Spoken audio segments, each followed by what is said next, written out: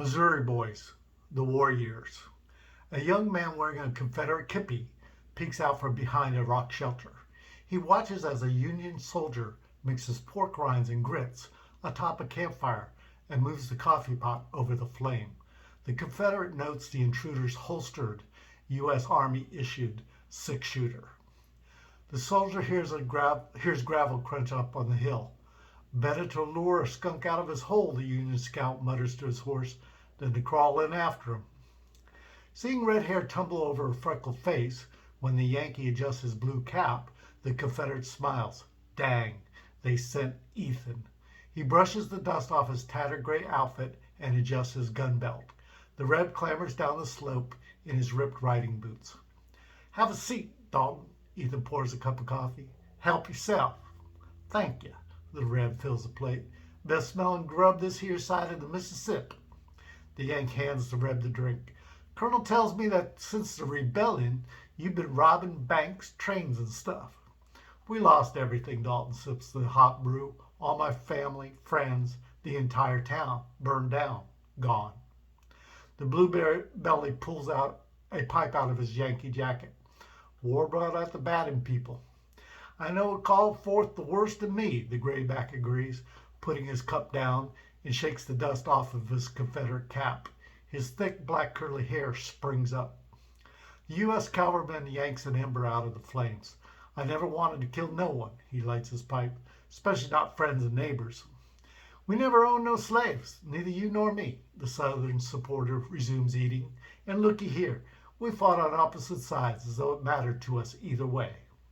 A few puffs gets the tobacco glowing. Yep, the smoker discards the ember. I told the colonel I knows where you was hiding out. And he looks up the slope the Confederate came down. And I could bring you in myself. The soldier touches his pistol. Save some lives. The troops close by. The man in the gray sips his coffee. The man in blue points his pipe upstream. Up around the riverbed. Waiting on me and you. Where's Amy? She's gone to Texas with the gang. She's with my child. The renegade smudges the ashes with his worn-out riding boot. I didn't want to endanger her by traveling among them. A fixin' to leave when you showed up. The cavalry scout pockets his pipe, collects a dish, and puts it in a water bucket hanging above the flames. I recollect when we was kids, going back in the shelter, getting out the old weapons and shooting and blading pine cones and brush like they was redlegs. Yes, sir. No, you dressed up in the Indian war paint. The Southern sympathizer throws his coffee out and drops the cup in the plate. The Union man adjusts his gun belt. Then going over to the old rope swing and splash in the river with the boys. And dirt clod fights. Ethan buttons the Union Army jacket. Funny how you was always on the winning side. You remember we all hiked over to the Anderson's farm, the rebel stands? Burned down now, all them shot dead in the house. He shakes his head. We had some tasty picnics, and smoothed his tattered gray Confederate garment. All the men talked about was how the war weren't never gonna happen. Recall every word. The two of them meander towards the river. Folks said there'd be a compromise or such, and Lincoln never would get president. Seems like a lifetime ago, don't it? Dalton looks upstream for signs of the backup cavalry. Ethan kicks the gravel. All done and gone now. I remember the day we split up, you, me, and Manny. The Confederate picks up a flat stone. Sure, that'd be the time we visited Miss Perkins' plantation. I passed that way with the troops and seen it all burned up. Fields are squandered, slaves run off. Yep, I recall you was talking to Manny out in the yard. The Reb tosses a stone and watches the rocks skip on the water. And I was on the porch with Miss Perkins, Amy, and the Colonel.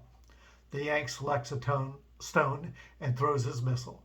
Miss Amy was looking fine that day, as I recollect. He jumps a little further than his competitors. Yep, the grayback agrees, launches another that outpaces his rivals. In her summer dress and bonnet. The blue belly hurls another rock.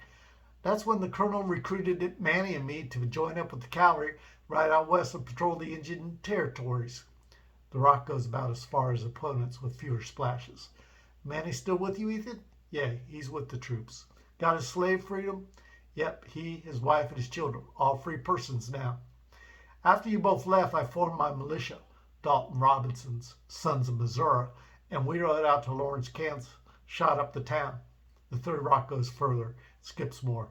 The cavalryman concedes and breaks off the rivalry. Heard about that. Sad to know you was a part of it.